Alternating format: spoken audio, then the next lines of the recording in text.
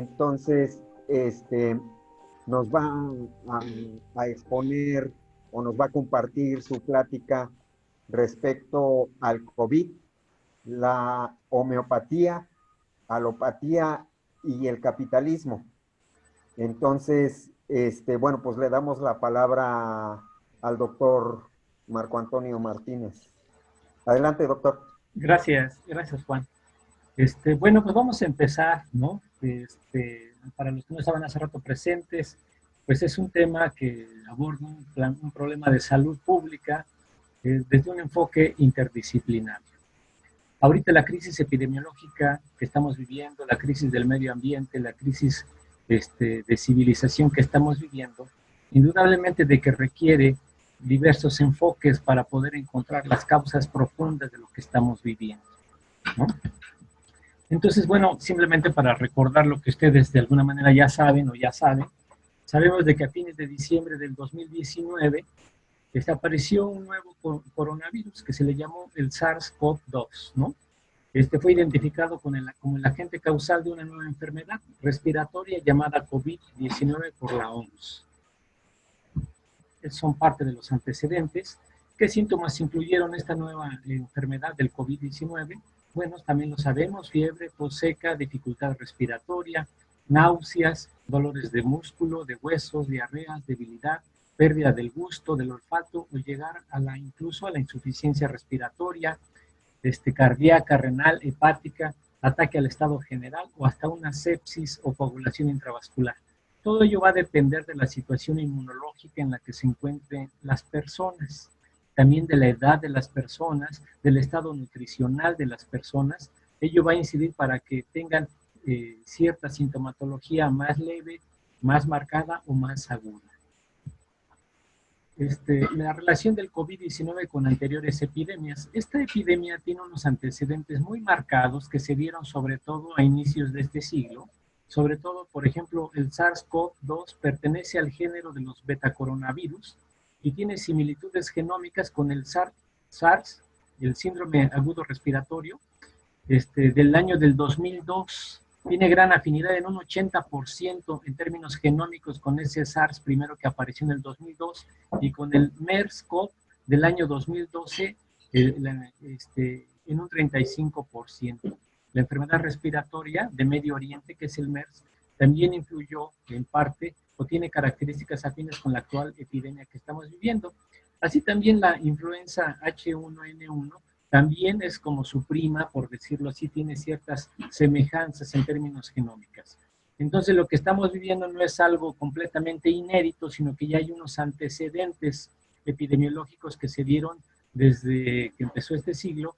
Incluso desde los años 30 del siglo pasado se detectaron por primera vez los SARS-CoV en 1935 en una gran epidemia de bronquitis aguda que se dio en Europa, ¿no? Entonces, hay antecedentes al respecto. Pero finalmente lo que estamos presenciando en este nuevo siglo, ya muy particularmente, es una crisis epidemiológica a escala planetaria, ¿no? Lo hemos visto con las medidas tanto que han aplicado los países del primer mundo, los países más desarrollados, como los países de América Latina, los países de África, los países asiáticos, etcétera. A todos nos está involucrando esta crisis epidemiológica. Lo que yo hablo como transición epidemiológica, que sería mejor decir un caos epidemiológico, significa de que las enfermedades crónico-degenerativas conviven con las enfermedades infecciosas. Las enfermedades infecciosas, precisamente como estos COVs, como los SARS, como el COVID-19, ¿no? Todas las enfermedades infecciosas que de alguna manera caracterizaban a los países en vías de desarrollo, están conviviendo ya fuertemente con las enfermedades crónico-degenerativas, con la diabetes, el Alzheimer, el Parkinson, el cáncer, las alergias, la obesidad, el SIDA, etcétera, etcétera. Esta convivencia que está habiendo de las enfermedades infecciosas con las crónico-degenerativas, pues nos está hablando de una transición epidemiológica caótica, ¿no? A pesar del desarrollo que está habiendo en términos médicos, en términos técnicos científicos, en términos económicos, con el desarrollo de las relaciones capitalistas a escala planetaria, nosotros vemos aparecer dos elementos. Uno es el cambio climático, del que ya les comentaba hace un momento, y otro es la transición epidemiológica, ¿no? una crisis verdaderamente epidemiológica a escala mundial, como no lo habíamos vivido antes. Sabemos nosotros que las enfermedades cardiovasculares en nuestros países de América Latina y particularmente en México ocupan uno de los primeros lugares. Nuestro país es el país con más obesidad en todo el mundo, ¿no? Que es una enfermedad ya crónica, incluso desde los niños ya tenemos ese problema. Las enfermedades de infartos cardiovasculares, las adicciones, las enfermedades degenerativas como la artritis deformante, el cáncer. Entonces, si esta situación epidemiológica que está atacando fundamentalmente al sujeto, nosotros la sumamos a la crisis medioambiental que como nunca antes había vivido la humanidad, pues evidentemente vamos a ver qué impacto tiene el cambio climático para potenciar esta crisis epidemiológica que estamos viendo. Para todos es conocido también la gran contaminación de aguas, de suelos, de la tierra, la deforestación, el deshielo de los casquetes polares, el cauce en términos del clima mundial que estamos viviendo, sin duda alguna, que está generando cambios en los patógenos, mayor resistencia patógena, incluso la OMS está muy preocupada porque ya hay una gran resistencia a los antibióticos, pero estos elementos se están conjugando para dar finalmente una resistencia bacteriana, viral, a las mutaciones que está habiendo en los diferentes microorganismos. Ahora, yo les preguntaría, y lo pregunto sobre todo con ustedes que son gente que son sensibles y que tienen una formación, pues, sobre todo de la vida, ¿no? Y de la lucha política que nosotros emprendemos a diario, ¿por qué nosotros vamos a confiar la salud al capital? ¿Por qué se la vamos a confiar al capital? Desde esta perspectiva, la medicina alternativa, y muy particularmente la medicina homeopática, tiene mucho que cuestionar sobre el modelo médico institucionalizado, oficialmente aceptado en la sociedad moderna. Aquí yo tengo además de esta pregunta, ¿por qué confiar la salud al capital? Recordarán ustedes, los que tienen este perfil, ¿no?, en el área de las ciencias sociales, que para Carlos Marx, trazó los lineamientos de una sociedad diferente, una sociedad donde el hombre viva en mejores condiciones, habla de que el proceso de la enajenación del que habló Marx, es un proceso históricamente necesario. El hombre tenía que atravesar, ¿no?, por un proceso de enajenación, de perderse, digámoslo, como género, para encontrarse en una sociedad diferente. Pero hay que decirlo, ¿no?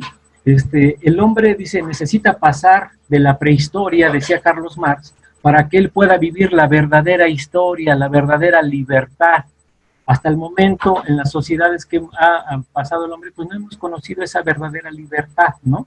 Esto, yo les preguntaría, ¿no? ¿Esto afecta también al tipo de medicina y terapéutica que históricamente ha utilizado el hombre?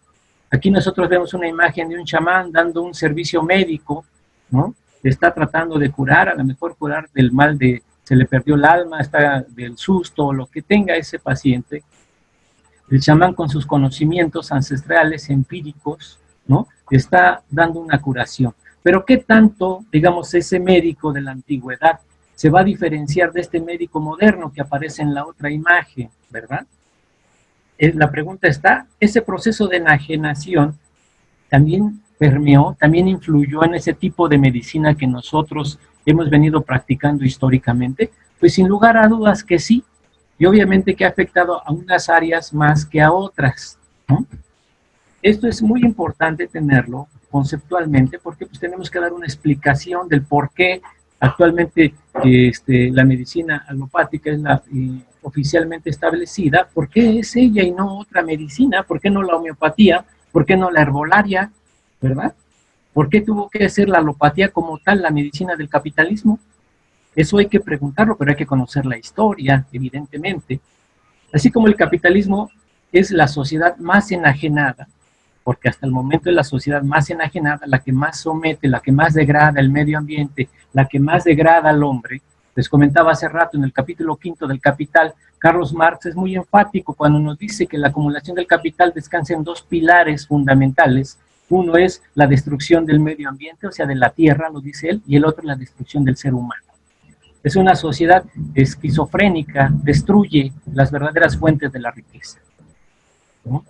La medicina oficial o alopática, por su parte, es de las más funcionales a la acumulación del capital.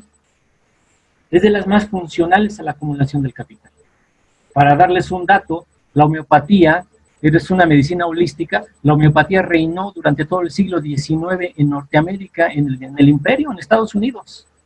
Pero una vez que se forma el informe Flexner y de que se instituye la alopatía como la medicina oficial, gracias a Nelson Rockefeller, uno de los principales magnates de Norteamérica, se desmantela toda la homeopatía, ¿no? Por intereses económicos en Estados Unidos. ¿Por qué? Porque la homeopatía no le es tan funcional al capital como lo es la alopatía. En esta sociedad el negocio no es estar sanos. Aquí el negocio, la acumulación del capital es estar enfermos. Esa es una realidad que nosotros no debemos de perder jamás de vista, ¿verdad? Porque dependiendo de la terapéutica que nosotros retomemos, pues evidentemente que eso redundará en nuestra salud. Entonces, la medicina alopática con su terapéutica es de las más perjudiciales. Esto no significa que no se reconozcan el desarrollo que hay en términos de los avances anatómicos, fisiológicos, bioquímicos, en términos quirúrgicos. Eso no significa, eso es positivo. El hombre ha conocido su cuerpo, el hombre conoce su fisiología, el hombre conoce nuevas técnicas quirúrgicas que son importantes, son muy valiosas, pero eso no hace la medicina real, eso no hace la medicina interna, ¿no? La cirugía es una técnica que no es exclusiva de la alopatía. La puede usar tanto el médico homeópata como el médico alópata. Digo, y si los naturistas o los herbolarios estuvieran preparados en esa técnica, pues la podrían ejercer, ¿no? Podríamos curar un absceso, podríamos una solución de continuidad, una herida, la podremos suturar. La cirugía no es exclusivo ni es invención de la alopatía. La cirugía, pues desde la antigüedad se hacían las trepanaciones humanas, ustedes lo saben, ¿no? Los mexicas hacían trepanaciones humanas para encontrar objetos adentro de la cavidad craneal. Eran cirujanos, no vivíamos en el capitalismo. Entonces la técnica quirúrgica es una técnica médica que digamos que pertenece a la medicina como tal, no es exclusiva de nadie, ¿no? Tengo que mover aquí. Actualmente entonces vivimos un caos epidemiológico. Las enfermedades crónico-degenerativas conviven con las infectocontagiosas. Se está una transición epidemiológica, se habló en un inicio, donde decían que ya las enfermedades infectocontagiosas, como eran de la pobreza, de los países menos desarrollados, se transitaban las enfermedades crónico-degenerativas, donde ya se consumía más carne, más azúcar, más productos modernos, y por eso permeaban las enfermedades crónico-degenerativas. Y se hablaba de que se iba a hacer un paso, una transición de las infectocontagiosas a las crónico-degenerativas. Pero eso no se dio de manera lineal, porque si bien sí aumentaron vertiginosamente las crónico-degenerativas, como la obesidad, la diabetes, la hipertensión, el Alzheimer, el Parkinson, se desataron como nunca antes, enfermedades incluso neurológicas, como el autismo, ¿no? El síndrome de Asperger también, entonces las alergias también. Entonces han estado permeando tanto las crónico-degenerativas como las infectocontagiosas, como muestra basta hoy el COVID-19 que estamos viviendo. Es una enfermedad infectocontagiosa, altamente contagiosa. Entonces ya estamos viviendo una especie de revoltijo de enfermedades, ¿verdad? Los teóricos del capitalismo, los teóricos de la medicina institucional alopática, decían en los años 70, de que para principios del siglo XXI las enfermedades se iban a erradicar, particularmente las infecciosas, y que las crónico-degenerativas se iban a tener controladas gracias al desarrollo técnico, científico y médico. Llega el siglo XXI y nos damos una gran sorpresa de que las enfermedades crónico-degenerativas aumentaron tremendamente, se salieron fuera de control, ¿no? Y las infectocontagiosas no desaparecieron. Entonces no se llevó a cabo esa transición epidemiológica, según ellos, de acuerdo al desarrollo económico. Lo que se está llevando a cabo es un caos epidemiológico, donde está en juego no solamente el medio ambiente, sino sobre todo la salud del ser humano. ¿Por qué hemos llegado a esto? Para mí, como médico y como gente del pensamiento social, no sería suficiente decirles, pues nada más aliméntense bien, nada más no se expongan, nada más pónganse el cubrebocas y esta enfermedad no se sabe quién la sacó, vamos a esperarnos a la vacuna, eso es muy limitado. Nosotros como gentes pensantes, como gentes críticas, como luchadores sociales que son ustedes, debemos de preguntarnos las causas del por qué hemos arribado a esta situación tan catastrófica en términos epidemiológicos. Esto tiene una historia, tiene una razón de ser. Entonces, para yo darles ahorita este breve panorama, mi trabajo se va a basar en un planteamiento. Yo voy a analizar las enfermedades infectocontagiosas y crónico-degenerativas, es decir, el caos epidemiológico. Lo vamos a analizar desde tres enfoques. Desde el enfoque de la crítica de la economía política, que voy a utilizar la categoría de escasez. La escasez es un concepto fundamental del pensamiento marxista, ¿no? Voy a hablar desde el aspecto de la ciencia médica homeopática, que utiliza un concepto que se llama SORA o carencia. Voy a hablar desde la medicina oficial o de la salud pública, que ellos utilizan el concepto de las hambrunas. Estos tres enfoques me van a permitir a mí dar cuenta del caos epidemiológico o de la transición epidemiológica, como le llamaron algunos autores de la medicina oficial, que estamos viviendo. Pero dentro de estos tres, vamos a ver quién hace el planteamiento más radical para poder explicar la patología actual que estamos viviendo. Entonces, esto nos va a permitir hacer un estudio histórico para que nosotros conozcamos el desarrollo de la patología en términos históricos, ontológicos, y explicarnos el caos que estamos viviendo actualmente. Para empezar, desde la homeopatía, la escasez para la ciencia médica homeopática. El creador de la medicina homeopática pues, fue Samuel Cristiano Federico Hahnemann, fue un alemán, ¿no? Casualmente también Marx fue un alemán. Entonces, este concepto de me regreso, escasez, que está aquí, escasez, carencia y hambrunas, son sinónimos, son equivalentes. Estos tres elementos a mí me permiten explicar la situación de enfermedad que vivimos actualmente, permiten explicar los conflictos humanos, permiten explicar las enfermedades humanas, permiten explicar la lucha de clases y el por qué el hombre lucha contra él mismo y se aniquila él mismo. Son importantes esos conceptos para entender la patología humana, pero la patología humana no solamente es de que tenga diabetes, sino es de que también en mi cerebro, en mi comportamiento, creé una sociedad enfermiza como es el capitalismo.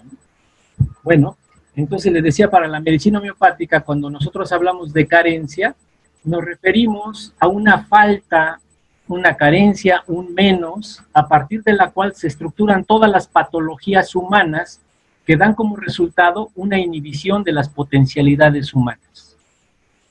La homeopatía parte de ese fundamento para explicarnos la patología humana, desde un fundamento de carencia, de desnutrición, de falta de, ¿no? Para esto utilizamos una teoría que se llama la teoría de los miasmas o enfermedades crónicas de Hahnemann, es la que permite explicar históricamente y ontológicamente sobre todo, y clínicamente, la actual transición epidemiológica que se vive. Para la medicina homeopática utilizamos son tres conceptos básicos a partir del cual se crea toda la patología que vivimos. El primero es la SORA, que es la carencia, la falta de, la desnutrición, ese menos. El segundo es la psicosis, que eso se caracteriza por la exageración, por el exceso. Y el otro concepto es la sífilis, eso significa la perversión, la destrucción, la disfunción. Son tres momentos patológicos que se combinan y que nos dan por resultado la enfermedad del ser humano. Lo voy a ir abordando un poquito más después. Bueno, desde el materialismo histórico y particularmente dentro del área del pensamiento filosófico, teórico, político que nos hemos formado, que es el pensamiento marxista y la praxis marxista, se parte el materialismo histórico de 1844, utiliza la categoría de escasez cuantitativa y cualitativa. Dice que es el problema histórico fundamental al cual se enfrenta la humanidad.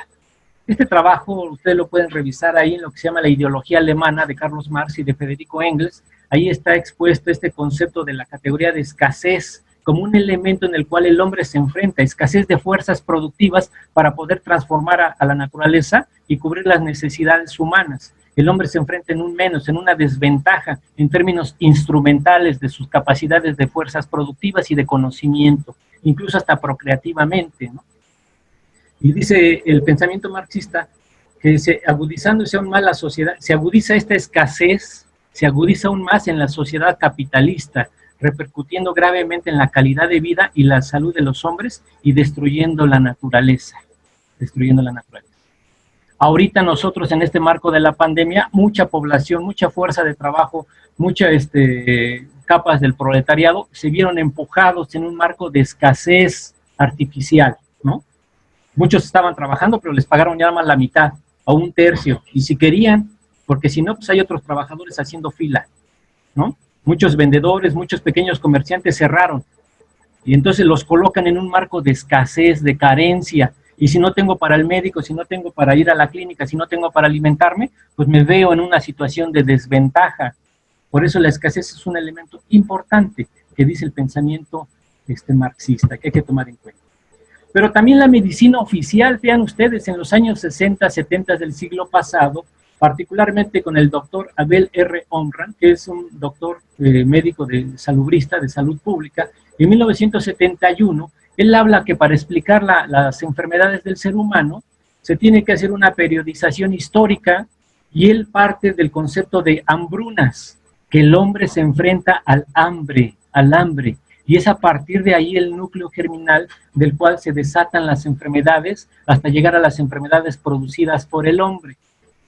Entonces, nos habla también de un elemento. Si nosotros nos vamos al diccionario de la Real Académica Española, el hambre o las hambrunas se definen como escasez generalizada de alimentos. A partir de ahí, el doctor Omran hace una periodización y llega a la época actual, que él la calificó por primera vez como de transición epidemiológica o enfermedades producidas por el hombre. El hombre genera sus propias enfermedades, dado su grado de avance y desarrollo tecnológico en esta sociedad moderna. Este planteamiento fue novedoso, es un planteamiento serio que hace la medicina oficial. Entonces, retomando, tanto el pensamiento marxista, las ciencias sociales, el pensamiento más avanzado hasta el momento de las ciencias sociales, más crítico, retoma el concepto de escasez para hablar de la lucha de clases, para hablar de esta sociedad enajenada. La medicina homeopática parte del concepto de escasez, de carencia, del menos, como un elemento constitucional de la patología humana. Y la medicina oficial nos habla del concepto de hambrunas como un elemento para llegar hasta las enfermedades producidas por el hombre. Muy interesante que los tres partieran de un elemento común para explicar la patología humana. Aquí me permito mostrarles a ustedes una línea histórica en la cual hace el materialismo histórico y que ustedes de alguna manera conocen. Y vean ustedes, la historia se puede, de manera muy general, se puede, digamos que periodizar en tres grandes momentos, de acuerdo al desarrollo histórico, social, concreto de la humanidad. Los tres periodos que están aquí manifestados es las sociedades antiguas y la sociedad capitalista moderna, pero tiene tres periodos o tres momentos históricos. La sociedad moderna como tal se instituyó en términos mundiales, digámoslo así, empezó a generarse en 1492 con el descubrimiento de América. Por primera vez el mundo se hace redondo, ¿no? Y el mercado mundial capitalista se empieza a globalizar, se empieza a ensanchar más allá de las fronteras europeas. Entonces, 1492 es el parteaguas que nos permite, en términos sociales, históricos, incluso también médicos, como lo vamos a ver, hablar de las sociedades antiguas. En estas sociedades antiguas predomina la escasez de fuerzas productivas, la escasez de conocimientos médicos, la escasez de conocimientos culturales, artísticos, técnicos, etcétera, etcétera, etcétera. La escasez es una característica que predomina en estas sociedades o que las caracteriza, ¿no? América Latina sirvió como fundamento de la modernidad capitalista, ¿no? Ya lo dice Marx en el tomo 3 del Capital, cuando nos habla de la acumulación originaria del capital, ¿verdad?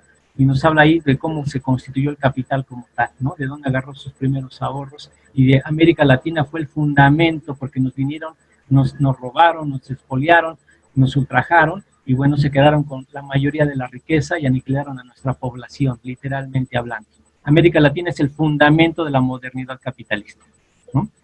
Después de 1492 hacia adelante, pues digamos que la sociedad moderna se viene desarrollando, la sociedad capitalista se empieza a desarrollar, evidentemente, pues más intensamente en Europa, ¿no? En los países europeos, después aquí en América se empieza a desarrollar el capitalismo, y bueno, el capital evidentemente que trae grandes promesas, la sociedad capitalista del progreso, ¿no? Trae, de alguna manera lo dice Carlos Marx, trae la promesa de la abundancia, ¿verdad? Un elemento positivo de la sociedad moderna es el desarrollo científico-técnico que posibilita superar la escasez, y si yo puedo superar la escasez, hay condiciones de construir, las posibilidades de construir una mejor sociedad, donde no haya lucha de clases, porque el socialismo, el comunismo no se va a construir en la pobreza, sino se va a construir, como el mismo Marx lo dice en el programa de Gotha, cuando la riqueza brote como manantial, cuando haya abundancia, es cuando la sociedad va a ser libre, va a tener mejores posibilidades. Entonces, a partir de 1492, de manera muy general, hacia 1944 se da un proceso de industrialización planetaria, en diferente medida, ¿verdad? Los países, obviamente, del norte, los países europeos tienen la mayor tajada del pastel, y los países menos desarrollados, pues es más lento su proceso. Pero en esta línea del tiempo habla del desarrollo capitalista mundial. Entonces, en este periodo se da una industrialización. Es hacia después de la Primera y la Segunda Guerra Mundial que la acumulación del capital entra en una crisis de sobreacumulación de capitalista, y bueno, eso se tuvo que resolver en los dos conflictos mundiales que sabemos, ¿no? Y bueno, hacia después de 1944, se inaugura una nueva era en términos del control planetario capitalista. De hecho, hay un cambio de hegemonía mundial, ¿verdad? Hasta todo el siglo XIX, el hegemón mundial pues venía siendo Inglaterra. Después de la Segunda Guerra Mundial, pues son los norteamericanos. Hay un cambio de paradigma, hay un cambio cualitativo en las relaciones capitalistas, un mayor control y destrucción tanto del sujeto como del objeto, de la naturaleza. Entonces, aquí se ve un sometimiento, dice, déjenme mover aquí tantito, perverso y total del mundo y del hombre a la acumulación del capital, como no se había llevado desde entonces. Se empieza a dar ese mayor control. Una de las características que sobresalieron después de 1944 es la vacunación a nivel masivo, la vacunación, ¿no?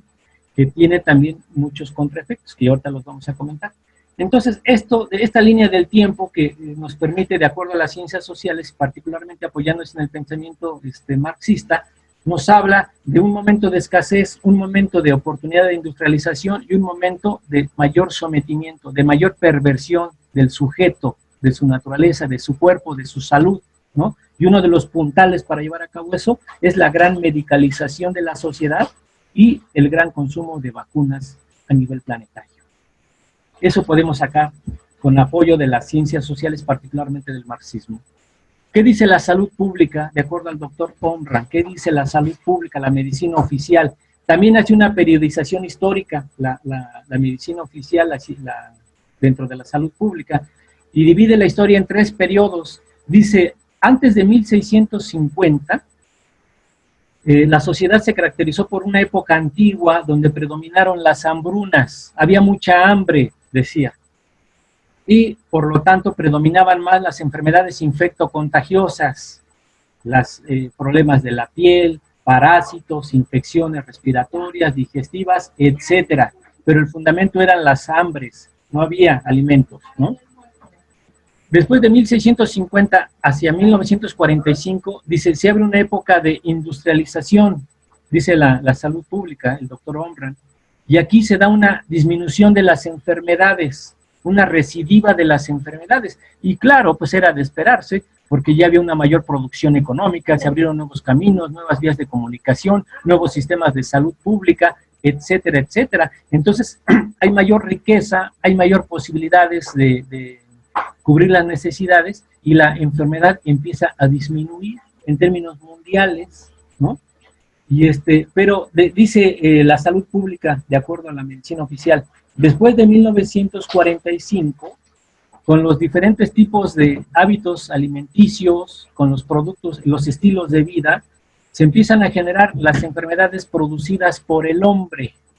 Dice, como ya se consume más carne, más azúcar, más productos industrializados, entonces todo ese tipo de alimentación, los cigarrillos, los alcoholes, las drogas legales, etcétera, etcétera, todo ello generan hábitos y costumbres, estilos de vida, ¿no?, que contribuyen a que se generen enfermedades producidas por el hombre. Ya no tanto por la adversidad, sino ya por lo que yo produzco, por lo que yo hago, por lo que yo me alimento. Eso dice la salud pública, ¿no? Pero bueno, sí nos dan una explicación, pero ya después la salud pública nos dice, bueno, pero finalmente la transición epidemiológica que estamos viviendo, la crisis que estamos viviendo, fundamentalmente, lo voy a decir como dice la salud pública, es responsabilidad del obeso. Es su decisión de él si come menos o más. Del hipertenso es su responsabilidad, se fuma o no fuma, si toma o no toma. Es decir, que la causa de las enfermedades, la medicina oficial la atribuye solamente a los hábitos y costumbres de los individuos y a su libre decisión, dice, ¿no? El gordito está gordito porque es su libre decisión. El diabético es porque consume mucha azúcar. El hipertenso, pues porque es muy ansioso, porque fuma, porque toma.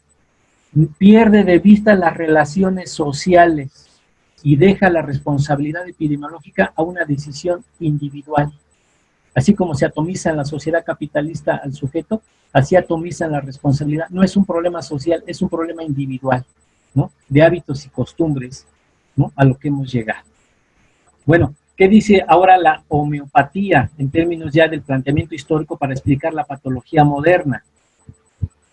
Dice la homeopatía, también se clasifica, digámoslo así, a la sociedad en 3 periodos o 3 momentos. Una época antigua, donde prevaleció la escasez de recursos y que nosotros los médicos homeópatas le llamamos la época de la sora, del prurito, de la comezón. ¿Por qué del prurito?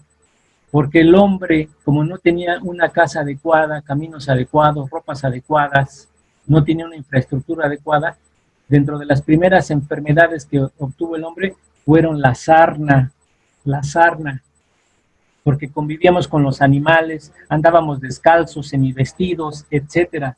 La casa era inadecuada. Entonces, la primera barrera de defensa del ser humano es la piel, y la piel fue lo que se transgredió primeramente, la sarna, ¿no?, el herpes. En aquellos años antiguos, pues, obviamente, la lepra se dio muy marcadamente, ¿no? Y entonces la homeopatía le llamó la enfermedad sora, la enfermedad del prurito, y dijo, lo que caracteriza esta enfermedad es la carencia, la inhibición, el defecto, el menos, la desnutrición, la hipofunción, dice la homeopatía. Claro, en una época antigua, donde hay carencia, estaba inhibido el sujeto, no salían de sus aldeas, ¿no? Había un menos, una hipofunción, una menor movilidad y una patología que la caracterizaba. Es muy importante que ustedes no pierdan de vista que el cuerpo, la salud del cuerpo, es historia. O sea, tiene un momento histórico. El cuerpo se enferma de determinadas características según el momento histórico que vive el hombre. Dicen los religiosos, y dentro del catolicismo, Jesús vino a curar la lepra, ¿no? Es una anécdota, es una ahí que dicen en la Biblia. Vino a curar la lepra, que era la enfermedad que prevalecía en esas épocas, las enfermedades de la piel, ¿no? Entonces, eso caracterizó ahí. Después dice la homeopatía, en términos después de 1942, ya con la revolución industrial, la sociedad humana entra en un periodo de psicosis, dice, y lo que caracteriza la psicosis son las verrugas y los tumores. Esa es la característica clínica, las verrugas y los tumores. El exceso, la exuberancia, el egoísmo, la ambición, el que defrauda. Características netamente capitalistas burguesas. exceso, exuberancia, egoísmo, ambición y defraudar. Y su característica clínica es la verruga, los tumores, los condilomas sobre todo. ¿Por qué? ¿Por qué fueron las verrugas, las secreciones y los tumores caracterizadas por la psicosis? Ah, porque el capitalista tenía su taller, tenía su fábrica y tenía muchas mujeres obreras. Y yo como patrón capitalista pues podía disponer de las mujeres obreras a mi libre gusto, a mi libre disposición, y entonces las enfermedades de transmisión sexual proliferaron como no habían proliferado antes en esta nueva sociedad burguesa. Entonces dice la homeopatía, aquí el dato clínico es que aparecieron muchas verrugas, muchos condilomas, muchos tumores, ¿no? Y eso caracteriza, en términos de la psicología, el capitalismo. Exceso, exuberancia, egoísmo, entre otras, ¿no? Evidentemente. La época antigua ya lo dijimos. Bueno, dice la homeopatía, después de 1945, con el desarrollo de la sociedad, ¿no? Se entra en una nueva etapa patológica, después del 45, que es la sífilis. La sífilis. La sífilis se caracteriza por la úlcera, por la destrucción del tejido, por la disfunción, por la perversión, por la degeneración. No es casual de que esto se marque después de 1945, cuando hay una mayor mundialización de la pobreza, de la enfermedad y destrucción de la naturaleza. Y se abre una nueva época, ¿no? Entonces, este planteamiento lo hace la homeopatía para explicarnos el caos epidemiológico que nosotros estamos viviendo, ¿no? Ustedes dirán, bueno, ¿y eso qué tiene que ver con la medicina? Por si hay médicos ahí, ¿no? Por si Juanito nos quiere hacer un cuestionamiento, ¿no? Pero la anatomía patológica, la ciencia de la anatomía patológica oficial de la medicina, dice que solamente hay 3 momentos para la destrucción de las células, en términos médico-clínicos. Uno es eso lo dijo el gran Virchow y Bichard, que fueron los grandes anatomistas del siglo XIX, finales del siglo XIX. Nos dicen, el ser humano se puede enfermar, sus células se pueden enfermar, la medicina buscando la causa de las enfermedades, dice, se puede enfermar solamente en 3 momentos patológicos a nivel celular. El primero es la hipofunción. Las celulitas se encuentran hipofunción, en desnutrición, en desventaja, dice. Pero dice la medicina también, para el organismo, para poder contrarrestar esta situación de carencia, de hipofunción, entra en un estado de hiperfunción. La celulita ahora se pone a trabajar más de lo normal, se pone muy activa. Pero si no se resuelve el problema de la hipofunción y la célula sigue en una hiperfunción, sin resolver el problema, se va a caer en una disfunción de la célula. Es decir, la célula se pervierte, se muere la célula. Son 3 elementos que la medicina oficial reconoce y son los pilares de la patología moderna. Sí, qué bien. Eso lo dijeron hacia 1870, 1880, fue el planteamiento de la teoría celular del gran Virchow. Nada más que la homeopatía lo dijo en 1824. Es decir, prácticamente 70 años. Casi 70 años antes que la medicina oficial, la homeopatía dijo, hay 3 momentos patológicos del ser humano, dijo la homeopatía, que es la sora, que está aquí, la sora, que es la hipofunción, la psicosis, que es la hiperfunción, y la sífilis, que es la disfunción.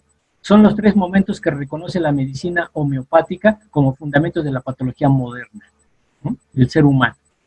Y que se los puse hace ratito aquí, en el planteamiento histórico que hace la homeopatía. Habla de la sora, del prurito, de la carencia, inhibición, el defecto, de la psicosis, como los tumores, el exceso, y de la sífilis.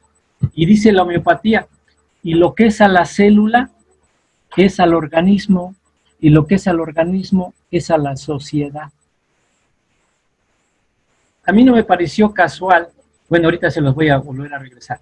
Para hablar esto de la sora, aquí miren nosotros, se los pongo con un ejemplo para que lo podamos entender un poco mejor. El diabético, cuando recién lo descubrimos que es diabético, se encuentra en un estado sórico, de carencia, de hipofunción, de inhibición. ¿Cuál es la gran tragedia del diabético? tiene enormes cantidades de azúcar, pero no adentro de la célula.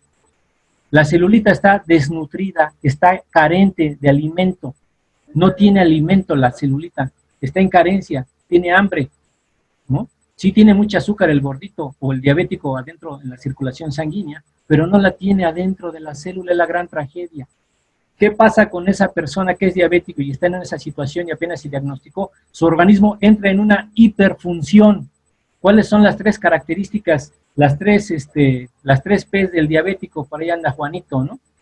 El diabético entra en ¿qué? Polifagia, come mucho, polidipsia, bebe mucha agua y poliuria, orina mucho. Entra en una hiperfunción su organismo. ¿Y qué le pasa a ese gordito, con todo respeto, a esa persona que tiene sobrepeso? Aquí lo vemos en la figura, aquí está muy gordito, y después, ¿qué pasa con el diabético? Decimos, ya lo vemos todo flaco, ¿no? Lo vemos muy flaco aquí. Y decimos, ¿qué le pasó? Pues desde que le dice la gente, desde que le dio la diabetes, miren cómo quedó, se lo chupó la diabetes, ¿no?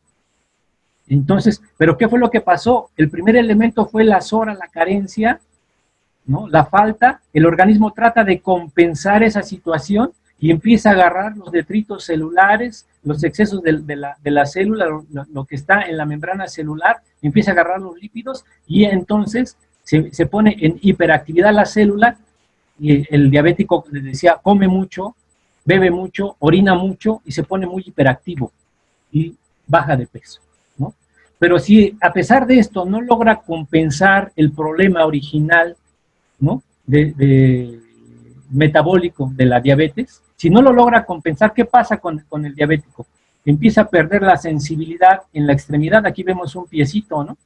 Un piecito que ya empezó a perder la sensibilidad, una paresia, ¿no? Ya no sentía qué era lo que pasaba, se le enterró la uña, se le contaminó, se le empezó a necrosar el tejido y finalmente, miren, llegamos aquí a la amputación, le amputaron al hermanito, le amputaron su pierna.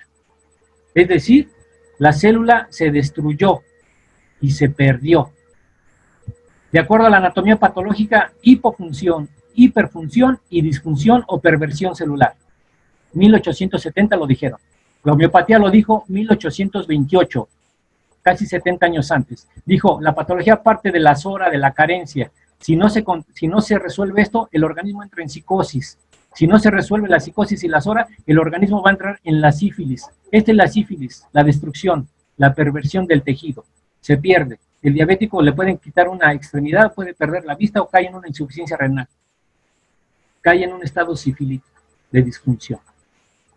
Eso nos dice la medicina homeopática, pero lo dijo mucho más antes, incluso que antes que de los escritos de 1844, que aquí mis amigos los manejan muy bien, los manuscritos económico-filosóficos del 44, donde, y de la ideología alemana que es del 43, donde se habla de la escasez como un elemento de la patología humana, ¿no? En términos sociales.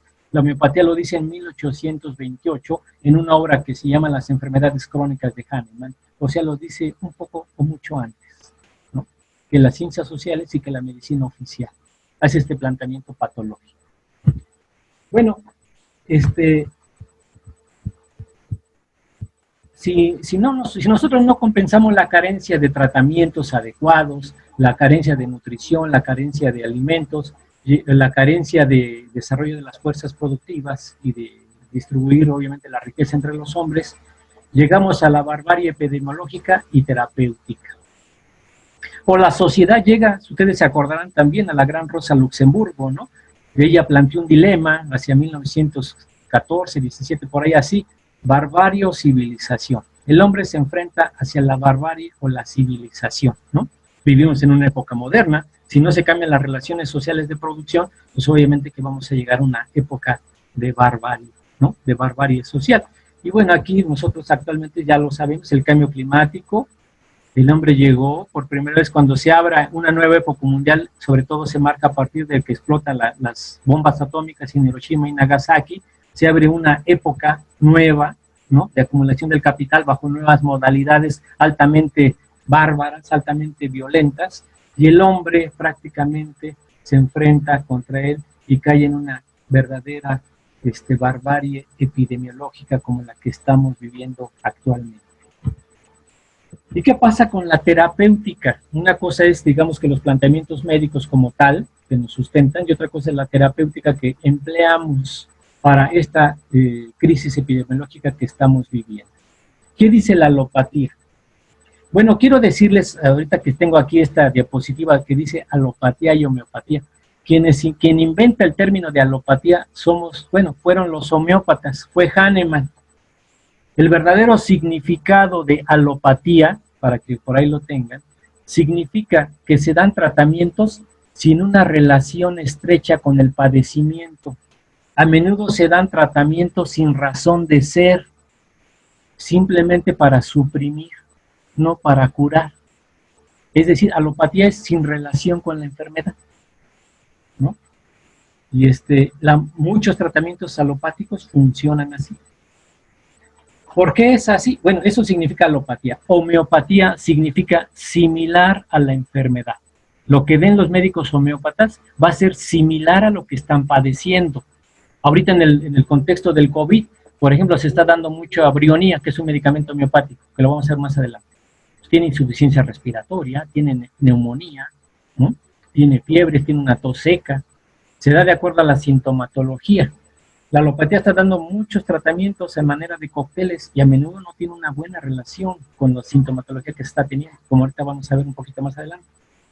Pero ¿por qué se procede así? La terapéutica, ¿cómo se debe de proceder? Pues todo, de acuerdo a la epistemología moderna, si uno erradica la causa de un fenómeno, se tiene que acabar ese fenómeno o ese resultado que estaba generando esa causa, ¿no? Tenemos una causa, un proceso y un resultado.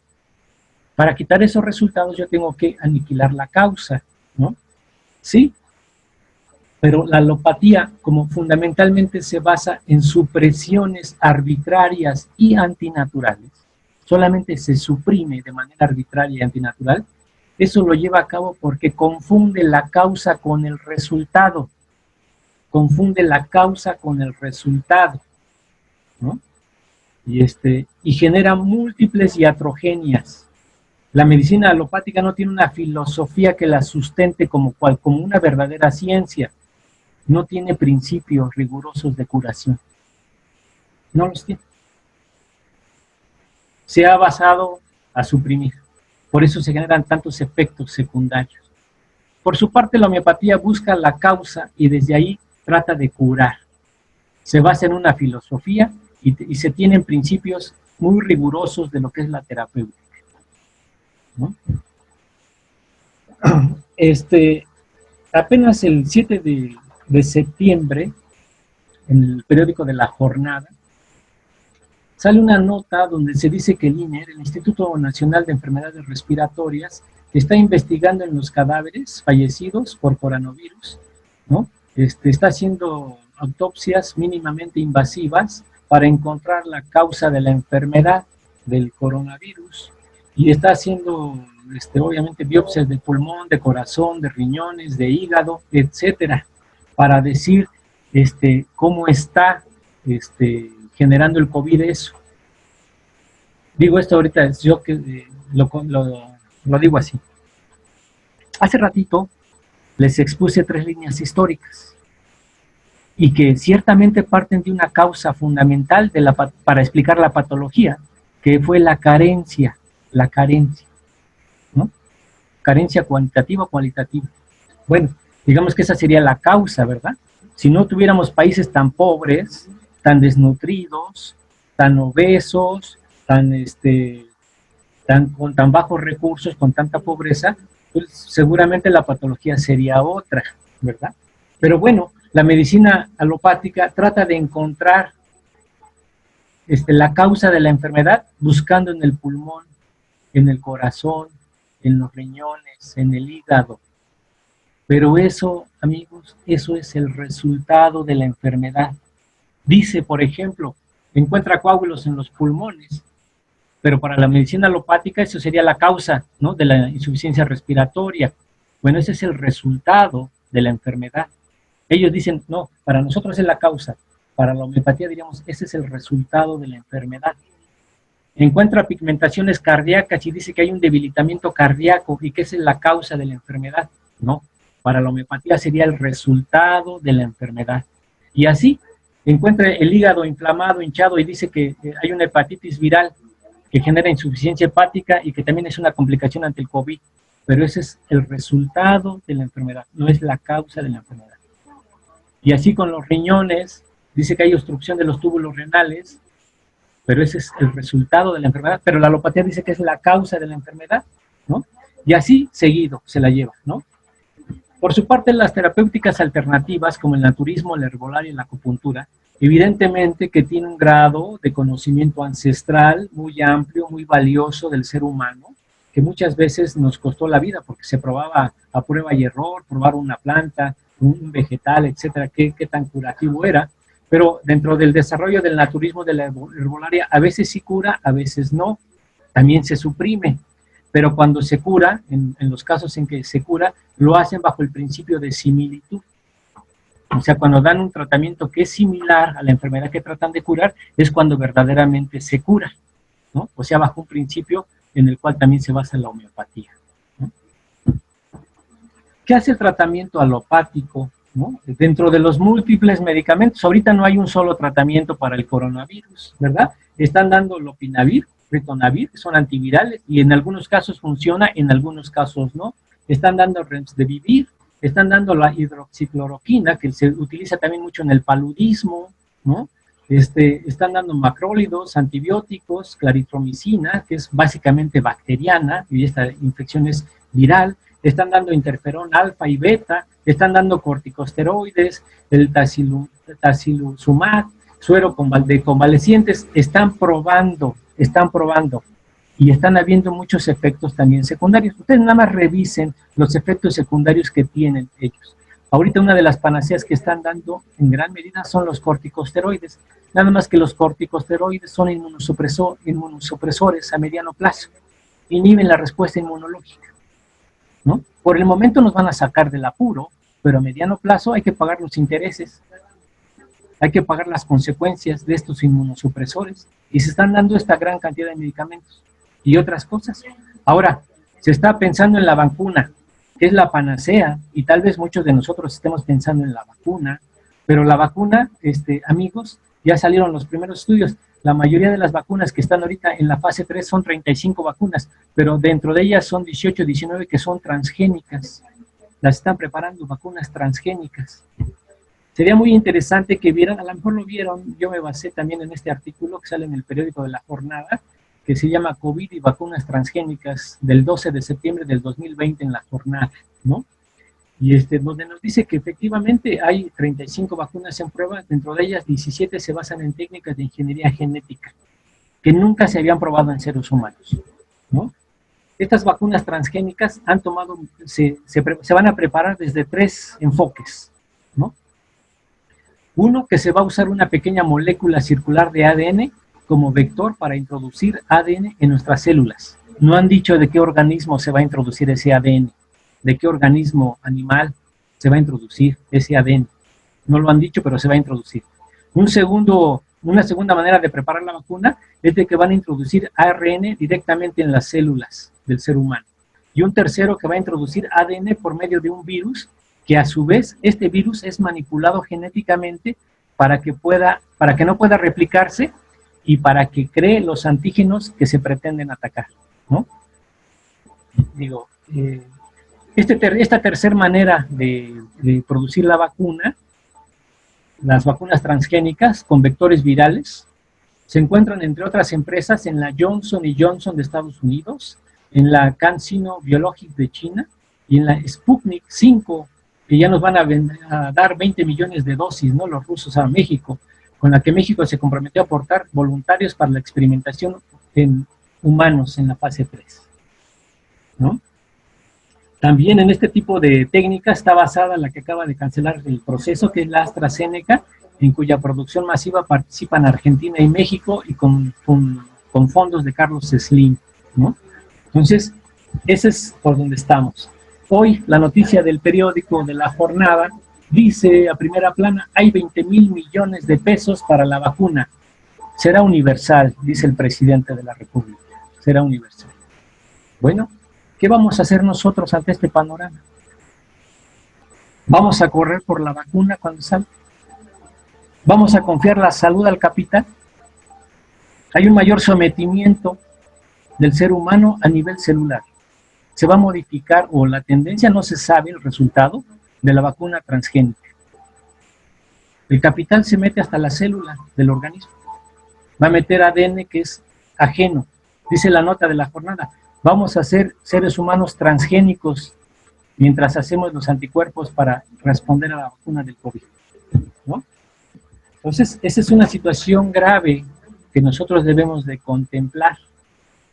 Entonces, qué bueno, a mí me da mucho gusto que esta red de ustedes que me invitó ahorita el doctor Juan y Antonio, Martín, bueno, se están fijando en la medicina tradicional, en la medicina alternativa, en el temazcalito que la señora Enedina lleva a cabo muy bien, ¿no? Como es excelente. El temazcal es una terapéutica excelente, como ya lo expusieron ustedes, ¿no? El naturismo, la herbolaria, evidentemente que hay mucho que rescatar en esa parte, hay mucho que investigar y hay mucho que retomar y aplicar para conservar la salud, ¿sí? Pero ahorita vamos a tener un problema que va a ser la vacunación a nivel masivo y les aseguro que va a ser casi obligatorio, ¿no? Si no esté vacunado no va a entrar a dar clases o no va a entrar a la empresa, no va a entrar a la oficina, no va a poder viajar, no va a poder hacer cosas. Pero todavía no sabemos los efectos de la vacuna y mucha gente va a correr. ¿Por qué confiar la salud al capital? Si es como confiarle las ovejas a los lobos. Entonces, miremos efectivamente en una medicina más radical, mucho más radical para mí. ¿Qué está haciendo la homeopatía en América Latina, particularmente desde la perspectiva homeopática? Pues bueno, México es uno de los puntales del desarrollo de la medicina homeopática a nivel mundial. Nosotros tenemos, bueno, dentro de la escuela que es Homeopatía de México, el posgrado de Homeopatía de México, México es el único país que ha reconocido la homeopatía como enseñanza a nivel mundial. Y la homeopatía, gracias al gran creador, se ha desarrollado ampliamente en nuestro país.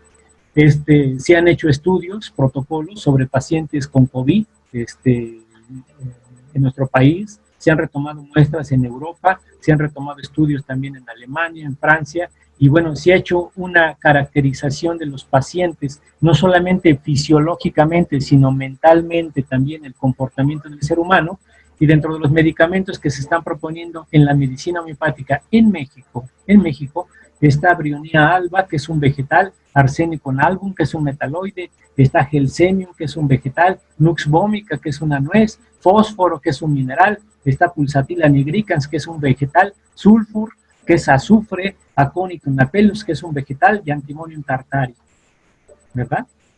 Entonces, ¿qué es un compuesto? Entonces, son estos los medicamentos que se están dando en México, particularmente se está utilizando los brionía, arsénico y fósforo, dependiendo de las características del paciente, dice aquí, ¿no? ¿Cómo se van a dar los medicamentos homeopáticos? Se aplican según la forma de ser del paciente. ¿Cómo responde mentalmente, emocionalmente? Dependiendo de eso, y dependiendo de sus datos generales, si tiene mucho escalofrío, si tiene mucho dolor, si tiene diarrea, si tiene vértigo, etcétera, etcétera, se va a dar un determinado medicamento, no todos, y no se van a dar combinados, porque no se deben dar combinados. Entonces, tomando en cuenta tanto mental como fisiológicamente se va a dar, porque para la medicina homeopática, a cada forma de ser le va a corresponder una de padecer. Aquel que tiene una forma de ser donde predomina la sífilis, la destrucción, la disfunción, son de los pacientes que más están agravando, los que tienen una insuficiencia respiratoria mucho más aguda, mucho más severa. Los que están un poco más óricos, les da más suave la enfermedad del COVID. Los que son muy psicósicos se pueden recuperar, pero también tienen mucha sintomatología. Entonces depende, la forma de ser será la forma de padecer, y dependiendo de esto se dará el tratamiento. En Brasil, que también es un país donde la homeopatía tiene cierto auge, cierto empuje, ellos hicieron sus estudios y ahí se está dando en primer lugar fósforo, luego sulfur, natrum muriaticum. Natrum muriaticum es un medicamento hecho a base de sal de mar, calcárea carbónica, que también eso se obtiene de las ostras de mar, brionía, arsénico, mercurio, silicia, licopodio. Son medicamentos que ellos se están dando para sus tratamientos, para sus pacientes. Y en Argentina, que también es un país donde la homeopatía ha tenido un gran auge y un gran empuje, ahí se está dando arsénico, fósforo, laquesis, sulfur, brionía, belladona, aconitum, gelsemium y pulsatida. Entonces, como ustedes pueden ver, hay muchos medicamentos muy parecidos, mejor dicho, son básicamente casi los mismos que se están dando en los tres países. Hay algunas diferencias, obviamente, pues también por la idiosincrasia de cada país y de la forma de ser, no es lo mismo el argentino que el mexicano, que el brasileño, pero en esencia los tres medicamentos que más se están dando para afrontar el COVID es brionía, arsénico y fósforo. Brionía, arsénico y fósforo. Son en los tres países donde están apareciendo esos medicamentos. Hago también el anuncio comercial que el Hospital Nacional Homeopático en México, junto con la Escuela de Posgrado de Homeopatía de México, con la Escuela Libre de Homeopatía, con la Escuela Nacional de Medicina y Homeopatía del IPN, se conjuntaron para unir la homeopatía y poder dar tratamientos que afronten esta crisis de la pandemia del COVID. Se están dando consultas vía telefónica en el Hospital Nacional Homeopático, y evidentemente se dan las asesorías correspondientes y el tratamiento médico adecuado para afrontar esta situación, ¿no? Bueno, no me puedo alargar más, pero hasta aquí sería mi participación.